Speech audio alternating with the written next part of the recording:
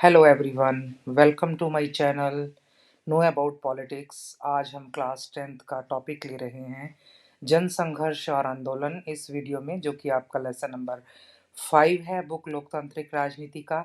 ये हम दो पार्ट में बनाएंगे इसको। एक पार्ट 1 में हम जन संघर्ष और आंदोलन लेंगे और दूसरे पार्ट में दबाव समूह लेंगे। कुछ स्टूडेंट्स की डिमांड थी कि हम ऐसे एरिया में रहते हैं कि हमें जो हेल्प बुक्स हैं वो इजीली अवेलेबल नहीं हैं। जो क्वेश्चन हैं, कुछ टेक्सचुअल क्वेश्चन हैं, वो तो किसी ऐप वगैरह में मिल जाते हैं, बट हम चाहते हैं कि थोड़ा सा डिटेल जो है वो लिख के इस वीडियो में बताया जाए, तो मैंने वैसी ही एक ये वीडियो बनाई है। उम्मीद है कि आपको पसंद आएगी।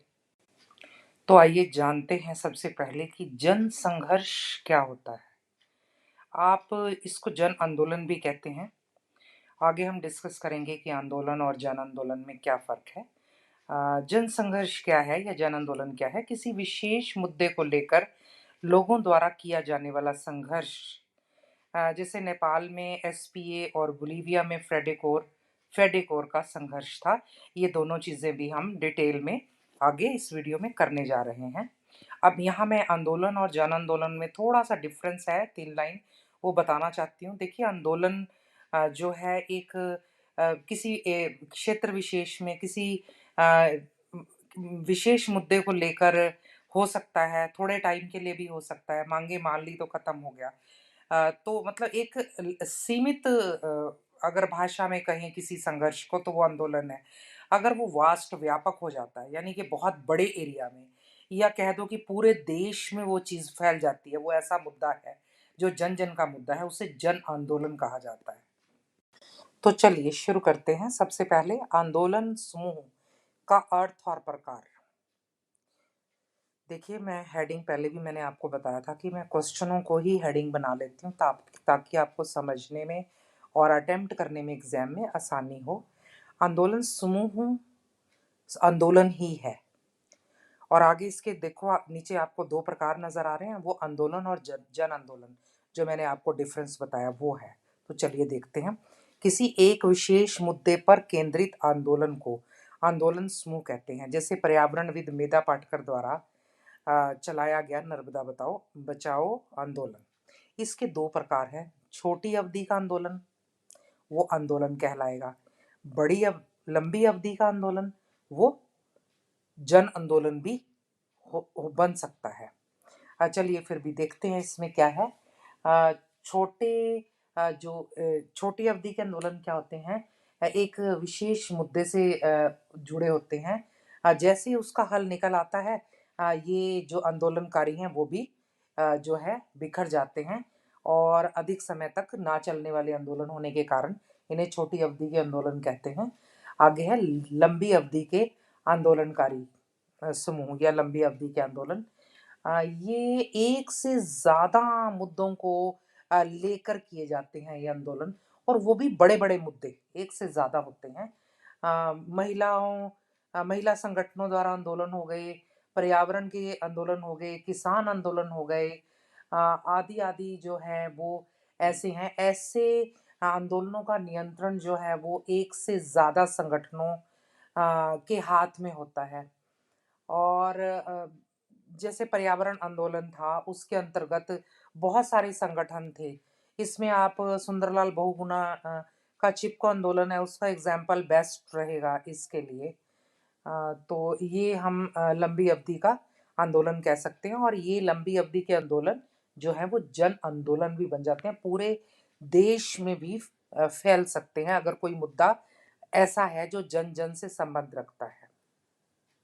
तो चलिए इस लेसन के हम 3 बड़े आंदोलनों के बारे में जानेंगे। पहला है नेपाल में लोकतंत्र की बहाली का आंदोलन। नेपाल में लोकतंत्र है जो तीसरी लहर के देशों में से एक है। देखिए, जो जहाँ पर लोकतंत्र आया 1950 के आसपास, वो दूसरी लहर के देश थे, उससे पहले पहली लहर के देश थे। जिनमें इसके बाद आया, यानी कि रिसेंटली आया लास्ट के दशक के आसपास, तो उसको तीसरी लहर के देशों में गिना जाता है, जिसमें से एक नेपाल भी है। 90 के दशक में यहाँ राजा वीरेंद्र का शासन था और उनके शासन के टाइम लोकतंत्र की स्थापना हुई। और उसके बाद राजा वीरेंद्र का परिवार समेत हत्या हो गई उनकी किसी षड्यंत्र के तहत। और अ, उनके जो भतीजे थे राजा ज्ञानेंद्र, वो गद्दी पर बैठे।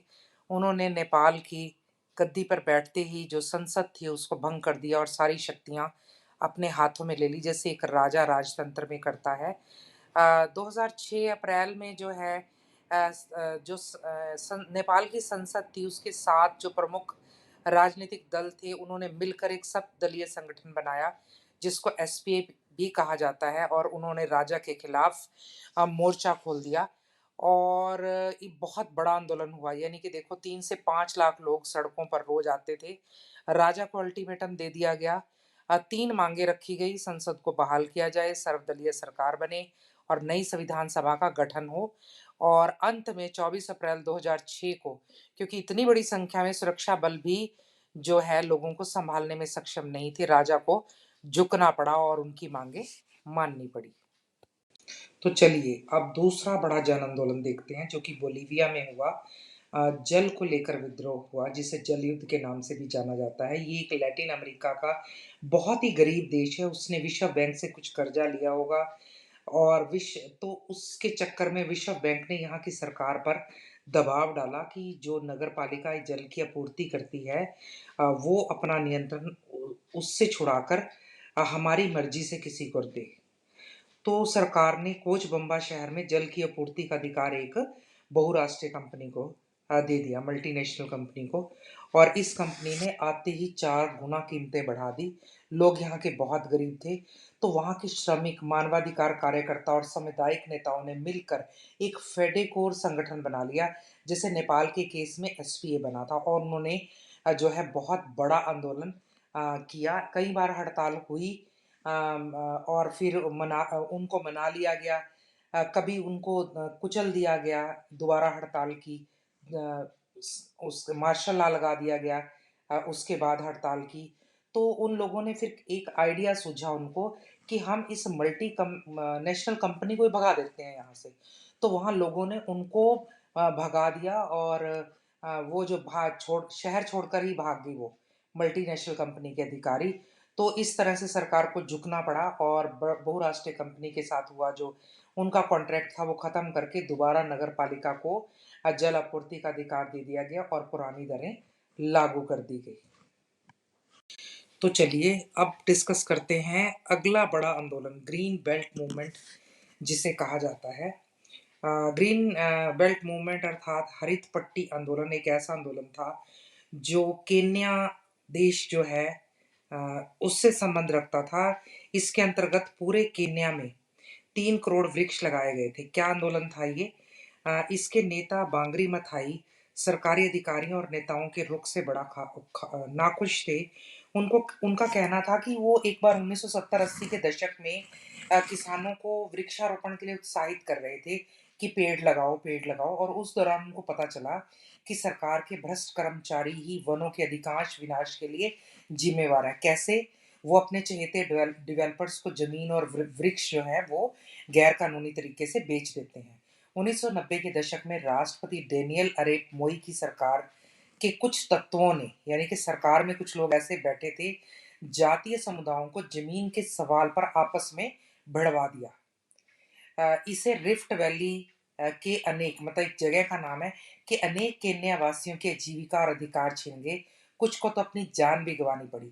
शासक दल के समर्थकों को तो जमीन मिल गई और लोकतंत्र का समर्थन करने वाले थे, जो उसका पक्ष लेने वाले थे आंदोलन का, उनको विस्थापित होना पड़ा। यानी कि वहाँ विस्थापन क्या होता है? जब हम उसी देश के अंदर किसी और जगह पर चले जाते हैं हमेशा हमेशा के लिए उजड़ कर। इस यह सरकार की एक चाल थी जिसका उद्देश्य समुदायों को जमीन के सवाल पर आपस में लड़वाकर सत्ता पर कब्जा जमाए रखना था। अगर वे एक दूसरे से लड़ते रहेंगे, सरकार का मानना था, तो लोकतंत्र की मांग करने से नहीं कर पाएंगे वो। तो इस चक्कर में ये जो है ग्रीन बेल्ट मूवमेंट हुआ था। आइए अब जानते हैं कुछ प्रमुख आंदोलनकारी संगठनों के बारे में। देखिए 3 थे, एसपीए, फेडेकोर और बामसेफ। इस स्लाइड में मैंने एसपीए के बारे में जो है वो लिखा है और एक छोटा-सा आंदोलन का ज़िक्र रह गया था। वो ये आंदोलन था कितको हितको आंदोलन। ये बहुत इम्पोर्टेंट है और आता है एग्ज़ाम में, ये मैंने यहाँ पर ले लिया। हालाँकि संगठन नहीं है ये, एक आंदोलन है, क्षेत्र विशेष में एक आंदोलन था। तो ये संगठन तो एसपीए, फेडेकोर और बामसेफ हैं। तो चलिए देखते हैं। एसपीए जैसा कि आप डिटेल में कर चुके हैं, नेपाल में लोकतंत्र की बहाली करवाई थी, जो कि वहाँ के 7 राजनीतिक दलों का समूह था। कितको हितको आंदोलन क्या था? 1984 में कर्नाटक सरकार ने एक कंपनी बनाई, कर्नाटक पल्प फूड लिमिटेड, और इस कंपनी को 30,000 हेक्टेयर भूमि 40 सालों के लिए दे दी। और क्या हुआ कि उस समय उस भूमि पर बेचारे गरीब किसान जो थे, वो अपने पशु चराया करते थे। किसानों ने इसके खिलाफ आवाज उठाई। उस आंदोलन का नाम पड़ा कितको हितको, जिसका मतलब होता है तोड़ो और रोपो। उन्होंने क्या तोड़ा था? यूकलिप्टस के वृक्षों को तोड़ा और उनकी जगह वो वृक्ष लगाए जो कि वहां की जनता के लिए जरूरी थे। इस तरह से उन्होंने हिंसा का रास्ता ना अपनाते हुए भी अपने आंदोलन को सक्सेसफुल बनाया। तो चलिए देखते हैं। दूसरा है हमारा फेडिकोट संगठन, जिसके बारे में आप बोलीविया वाले स्लाइड में बहुत अच्छे से जान चुके हैं। थोड़ी 2-4 बातें और हैं इसके बारे में। ये एक आपको पता ही है कि पानी के निजीकरण के खिलाफ एक आंदोलन चलाया गया था और अगुवाई की थी। ये संगठन इंजीनियर, पर्यावरणविदों और पर का संगठन तो था ही, लेकिन इसके साथ सिंचाई पर निर्भर किसानों के संघ ने भी इसका समर्थन किया था। कारखाना मजदूरों के संगठन ने भी। कोचबम्बा, जिस जगह की ये बात है, घटना है, विश्वविद्यालय के छात्रों ने और कोचबम्बा शहर में जो बेघर बार बच्चे थे, जिनका कोई घर बार नहीं था, उन्होंने भी इसका समर्थन किया था और वहाँ की तत्कालीन सोशलिस्ट पार्टी ने भी इसका समर्थन किया था। आगे है बामसेफ। बामसेफ क्या था? एक समाज के पिछड़े दलित जो है वर्ग का एक संगठन था, जिसमें अनुसूचित जाति, जनजाति, पिछड़ा वर्ग और धर्मांतरित अल्पसंख्यकों के सरकारी कर्मचारियों ने मिलकर जो है वो अखिल भारतीय संगठन बनाया था, जिसके वर्तमान में राष्ट्रीय अध्यक्ष सुश्री वामन मेश्राम हैं और इसकी स्थापना 6 दिसंबर 1978 को नई दिल्ली में हुई। यह शिक्षित कर्मचारियों का एक सामाजिक संगठन भी आप इसको कह सकते हैं। बामसेफ का अर्थ है backward and minority communities employees federation. एक एक अक्षर लेके सबका बामसेफ जो है वो नाम बन गया। और इसकी शुरुआत भी एक छोटी सी घटना से हुई थी। राजस्थान के एक व्यक्ति थे जो कि पुणे में गोला बारूद फैक्ट्री में काम करते थे, जाति से बाहर। उनको डॉक्टर अंबेडकर जयंती पर छुट्टी नहीं दी गई। जब उन्होंने विरोध किया तो उनको सस्पेंड कर दिया गया। तो इस घटना से इस आंदोलन ने इतना तूल पकड़ा कि ये जो है वो अब इतना बड़ा संगठन जो है वो बन गया। लास्ट में एक क्वेश्चन है जो कि बहुत इम्पोर्टेंट है। मैं इसे डिस्कस करना चाहती हूँ आपके साथ कि जन संघर्ष किस प्रकार से लोकतंत्र को मजबूत बनाने के लिए महत्वपूर्ण भूमिका निभाते हैं। जन संघर्ष लोकतंत्र को मजबूत बनाने में एक बहुत महत्वपूर्ण भूमिका निभाते हैं। कैसे? नंबर 1, जब सत्ताधारियों और सत्ता में भागीदारी चाहने वालों के बीच में टकराव होता है, तो ये लोकतंत्र की भी परीक्षा होती है। यानी कि जब सरकार और जनता के बीच में टकराव होता है, तो उस टकराव से लोकतंत्र मजबूत होता है। दूसरा है, कहता है कि लोकतांत्रिक संघर्ष का समाधान जनता की व्यापक लामबंदी के जरिए होता है। यानी कि जब संघर्ष होता है तो जनता जो है इकट्ठी हो जाती है। लामबंद मतलब इकट्ठी हो जाती है व्यापक रूप से। कभी कभी तो इस संघर्ष का समाधान जो है वो कोई, देखो कोई ऐसा मुद्दा होता है किसी संस्था से जुड़ा हुआ है, या संसद उसका समाधान कर सकती है, या विधायिका यानी कि कानून बदल कर, नया कानून बनाकर उस मुद्दे को जो है वो खत्म कर दिया जाता है। लेकिन अगर वो संस्थान ही जो है वो विवाद का हिस्सा बन जाए, तो इसका निर्णय फिर जनता सड़क पे करती है। तीसरा, लोकतंत्र में जितने भी जन संघर्ष हुए हैं आज तक, उनका आधार राजनीतिक संगठन ही होते हैं। इन संगठनों ने जो है वो जनता की इच्छा जो है का फ़ायदा उठाते हैं, या यूँ कहिए कि जनता की इच्छा के अनुसार ही ये आगे बढ़ते हैं मुद्दों को लेकर।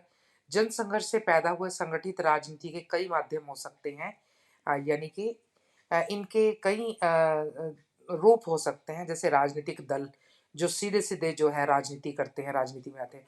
दूसरा है दबाव समूह, जो हम पार्ट 2 में करेंगे इस लेसन के, और तीसरा है आंदोलनकारी, आपने जो आज इस वीडियो में पढ़ लिया। इस वीडियो में इतना ही, जल्द मिलेंगे इसके पार्ट 2 दबाव समूह के साथ। तब तक के लिए आप इस चैनल को लाइक कीजिए, शेयर कीजिए, सब्सक्राइब कीजिए और बेल आइकॉन का बटन ज़रूर दबाइए। मिलते हैं जल्द। Thank you very much.